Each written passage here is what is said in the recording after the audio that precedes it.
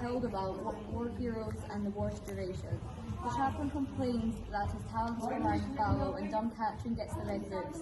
The year is 1632. Inside the canteen tent, it has a bar towards the rear. Rain, sound of drums and funeral music. The chaplain and the regimental clerk are playing the board game. Mother Courage and the porter are stopping. Now the funeral procession will be moving on. Too bad about the Commander-in-Chief. 22 pairs of those socks he fell by accident, they said.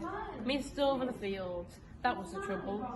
General had been arguing about their regiment, saying they must fight to the last man in the last round. He was riding back when the mist lost its direction, and he was up front and the bullet got him in the midst of battle. Only 4 hurricane lumps left. A whistle from the rear, she goes to the bar. You scrimshankers dodging your Commander-in-Chief's funeral. Scandal, I call it. They should never have paid troops up for the funeral. Instead of going now, they're all at peace. The chaplain to the clerk. Aren't you supposed to be going to the funeral? Dodged it to the rain. It's different with you. Your uniform might get wet. I heard they wanted to toll bells for funeral as usual, except it turns out all the church has been blown to smithereens by his orders. So poor old Commander-in-Chief won't be hearing no bells as they let his coffin down. They're going to let off these 3 sovereigns instead to cheer things up. 17 bells.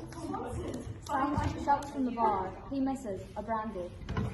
Let's see your money. No, I ain't having you inside my tent with your disgusting boots. You can drink outside, rain or no rain. To the clerk. I'm only letting inside was enough. Commander-in-Chief have been having his worries, they say. Suppose he has to be in trouble with the 2nd Regiment because he stopped their pay.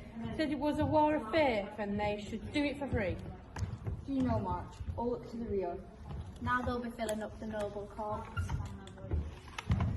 Can't help but feeling sorry for those generals and emperors.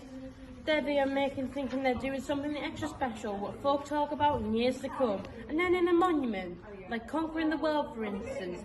That's a fine ambition for a general. How's he to know any better?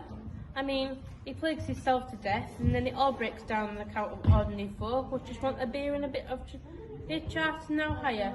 Finest plans get bollocked up by the pettiness of them as they should be carrying them out. But emperors can't do naught themselves, they just count on their soldiers and people to back them up. Am I right? The chaplain laughs. Courage, you're right. Aside from the soldiers, they do their best. Give me that lot outside there, for instance. Drinking their brandy in the rain, and I guarantee to make you one more after another for 100 years if you need it. I'm not a trained gentleman. You don't think the war might end then? What? Because the Commander-in-Chief's gone? Don't be childish. They're to a penny no shortage of heroes. I'm only not asking for fun, but because I'm thinking whether to stock up. Prices are low, you know. But if war isn't going to end, it's money down the drain. I realise it's a serious question. There's always been people around here saying, the war can't go on forever. I tell you, there's nothing to stop it going on forever. Of course there can be a bit of breathing space. The war may need a second wind. It may even have an accident so soon. There's no guarantee against that. Nothing's perfect on this earth ours. A perfect war, the sort of thing you might say can be improved on, that's something we shall probably never see. It can suddenly come to a standstill for some quite unforeseen reason. You can't allow for everything. It's like causing negligence and it's plugged down up the axles and then it's a matter of hauling the war out the mud again. But emperor and kings and popes will come to its rescue, so on the whole it has nothing serious to worry about and it will live a right old age.